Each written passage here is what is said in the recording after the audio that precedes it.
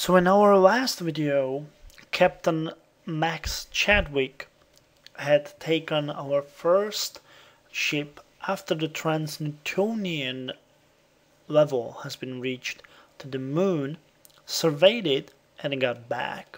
The ship is working optimally, it's working the way it was intended to do, and now it's time to set it free to roam around the solar system.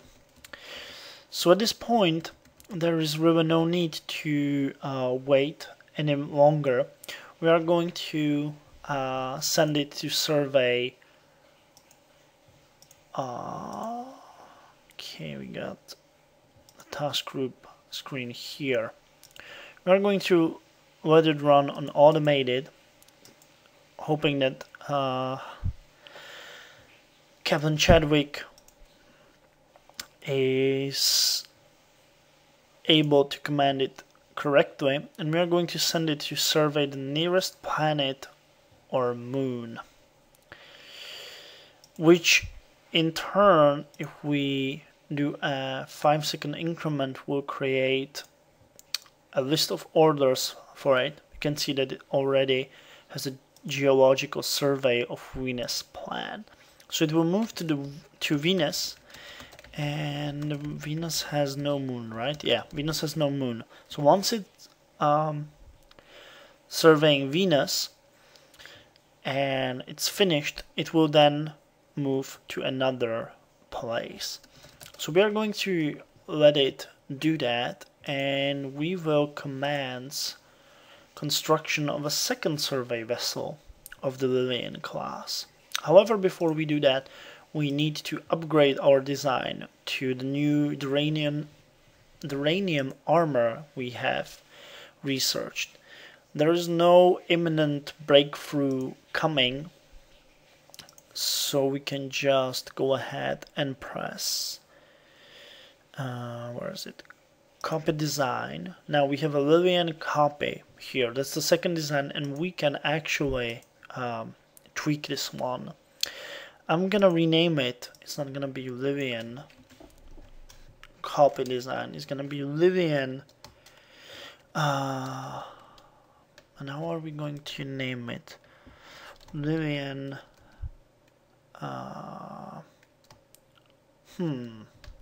We need to create a certain way of naming them.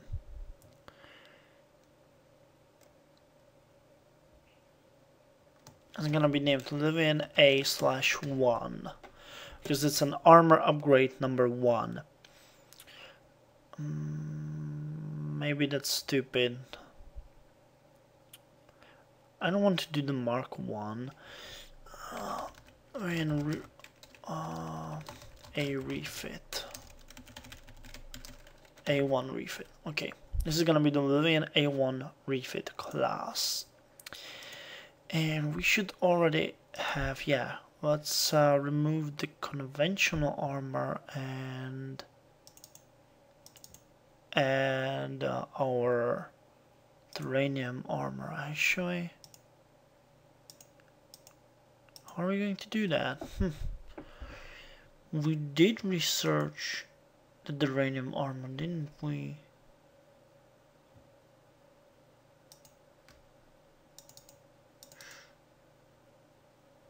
I sure didn't. When I press new, yeah, it has the uranium armor. Yeah, I will probably have to abandon this design and do it manually. Okay, let's do the Lillian A1 refit. And we're gonna rename, yeah, Lexington to Lillian A1 refit. And we'll have to do it manually. So we had 2 Haswell commercial conventional engines there, and we had the geosurvey sensors. Anything else? Component summary. It had Haswell conventional armor, geological survey sensors, crew quarters, bridge, fuel storage. Oh, we need to up it up to 24 months deployment time. But that's all. And as you can see, Livian class has 10.4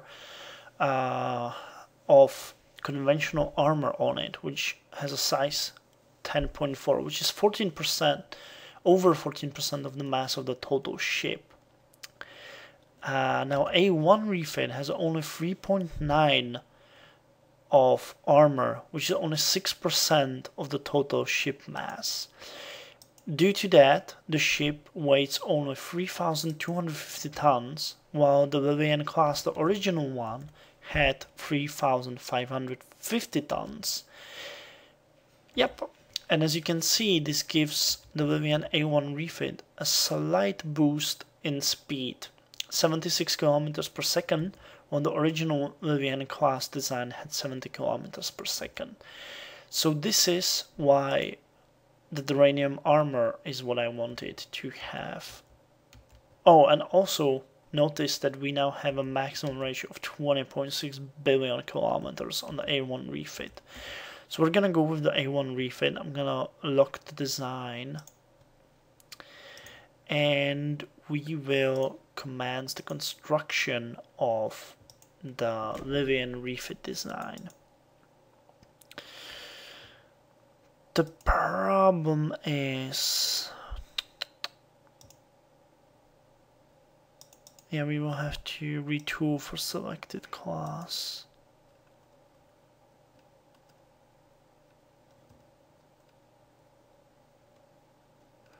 Just kind of weird. I'm checking. There's a feature that I haven't told you guys about, which is that if you have a ship that has a certain design and you retool your shipyard for this design, then any other design that is up to 20% of the original cost of the ship, actually 20% of the refit cost in between these ships, the shipyard should be able to build it without retooling, but ours seems incapable of that. And I'm really not sure why. So I want to check the design to see. Okay, this is the Livian class design, and this is the Livian A1 refit. There was a way to see how these go together. Well, actually, we have. Come on, make it a survey vessel.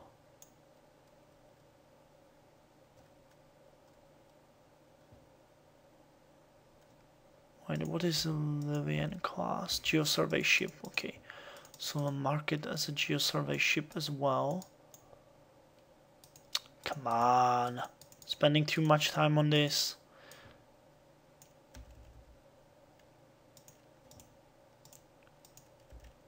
Okay, now they're both geosurvey ship, and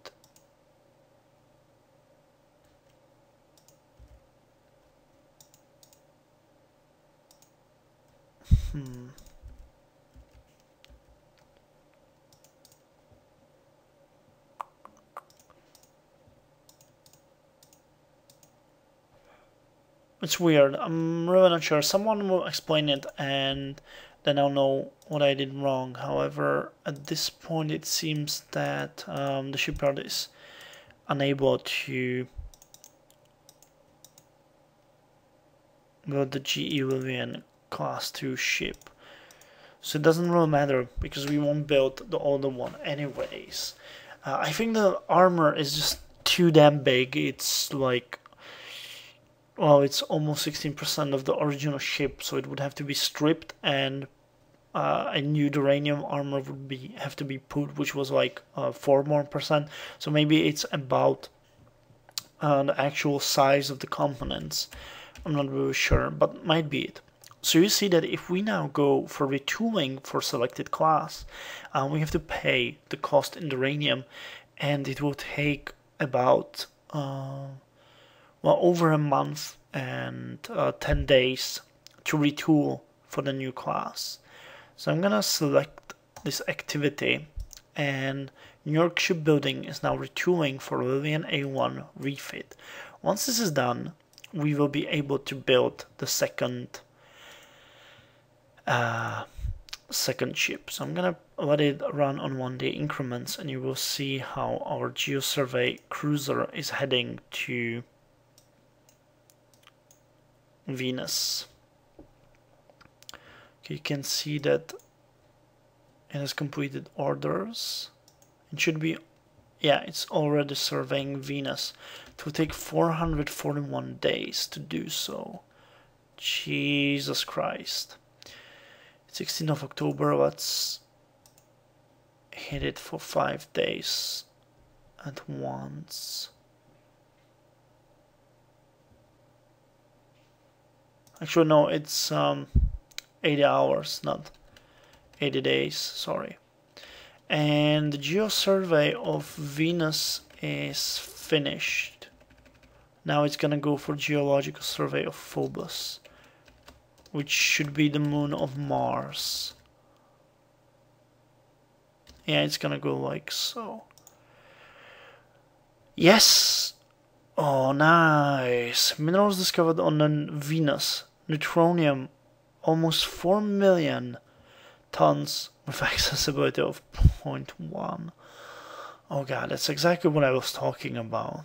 Boronite, 24,627,000, accessibility 0.1. Iridium, 21,715,970, accessibility 0.1. So Venus has a large deposits of minerals which are completely useless for us. Great. This is just getting better. So we'll go with auto turns and let it run on its course. We should finish the retooling at any moment. Yeah, retooling to Lillian A1 class completed at New York Shipbuilding. So it's time to put ahead an order to build another ship, this time of the GE Lillian A1 refit class. And as the original ship was called Bosporan Kingdom, we will name this one. Could we name it?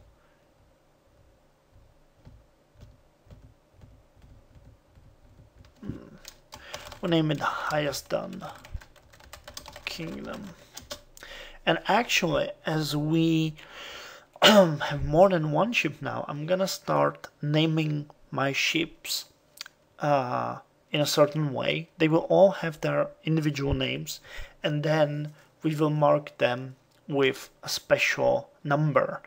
I'm gonna use a certain system.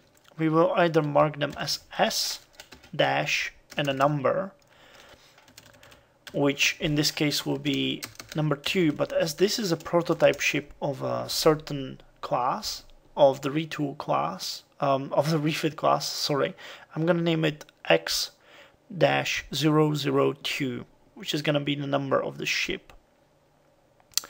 So let's add the task, and we also have to rename our current ship to the new name.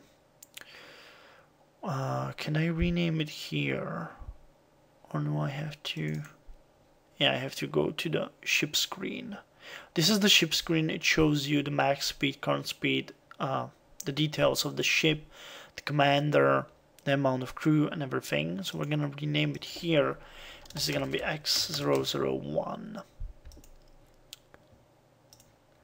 I'm actually thinking that as this Let's Play will progress, I'm gonna create a Word document with all the ships we have, their construction date, their decommission date, or their destruction date in worst case scenario, and I'm gonna put up the design of the ships for you guys if you want to see it, nitpick it, do something with it, or just copy the designs from me, or give me advice how to make them better. So the second ship of the Lillian class design, this time of the A1 refit, will be ready on 15th of August 2057, which is slightly faster than the original ship. So till then we don't really have much to do we? So I'm gonna let it run on 5 days increments and see if we can find anything interesting on Mars. So are we running? Yeah, we are running.